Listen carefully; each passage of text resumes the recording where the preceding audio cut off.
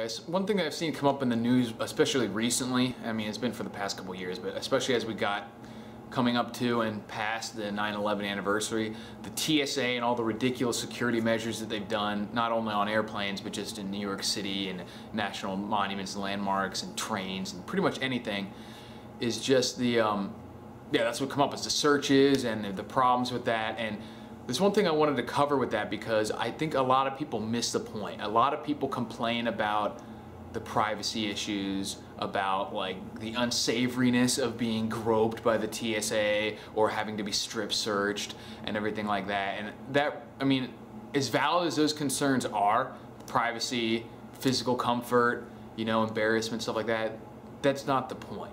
The point is, according to the Constitution, we are supposed to be free people. The powers of the government are limited by the Constitution. No warrantless searches or seizures. That's what the big deal is. If all I had to do to get through airport security was let them see the meat, I don't care, man. All they have to do is ask. They can grope or whatever, and if let me through, I honestly don't care.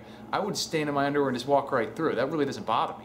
In fact, it's kind of, I have to remind myself that it is a big deal, and it really is. It pisses me off so much, and that's what makes me even more angry, that there's so many people out there who they don't even seem to care about the freedom issue. To them, it's more about like privacy and just like, oh, I don't want people seeing a naked picture of me, which is, I mean, you shouldn't have to. I mean, you shouldn't be able to see a naked picture if you just go to an airport. But to me, that's not the point. The point is just that this is not a role of the government. The government is not supposed to be there to provide protection in these sorts of situations. And the government is there to enhance people's freedoms, not to make it worse, you know what I mean? So, and this, you know, as it got close to 9/11, you just saw this so much with people getting pulled off for, like, there was one instance where people were, the suspicious activity, and the plane was like shadowed by F-16 until it landed and people were pulled off and searched. And the suspicious activity was that two guys had to keep going to the bathroom. It's like, well, God, if that's, I'm the most suspicious person in the world then, geez. But it's just ridiculous stuff like that. And people would be like, oh, I see that it's important for safety and all this other nonsense. I mean, I just don't get it. If, how people can be so afraid of just, I guess, just death. I don't know if that's what they're afraid of. For something that is guaranteed to happen to you at some point in your lifetime, which is dying. Why would you want to ruin and give up so many freedoms, ruin the rest of your life just to try and prevent that from happening when you know it's going to happen anyway? And it's actually the act of doing all this stuff doesn't even make you safer to begin with. If it did, maybe you could have some sort of logical argument as to, you know, whether it was worth it to you.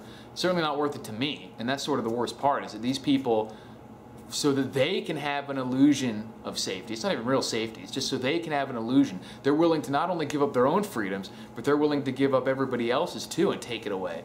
So I have to put up being with the cage with them just so they can feel safe.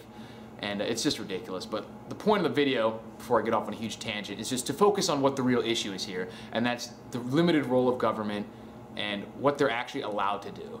The real issue isn't privacy, it's not sexual harassment or anything like that. Even though those are valid concerns, the real issue is the limited role of government and the freedoms that people are supposed to have from unreasonable searches and seizures, warrantless searches and seizures, and presumption of innocence. Those are the important key aspects. And as long as you realize that, they wouldn't even be able to do anything that would you know, offend your modesty or your sensibilities. But to me, that's not a big deal, because like I said, I don't care. I'd walk through naked if it got me through faster, if it wasn't a freedom-related issue. If it was maybe just like a private company or something.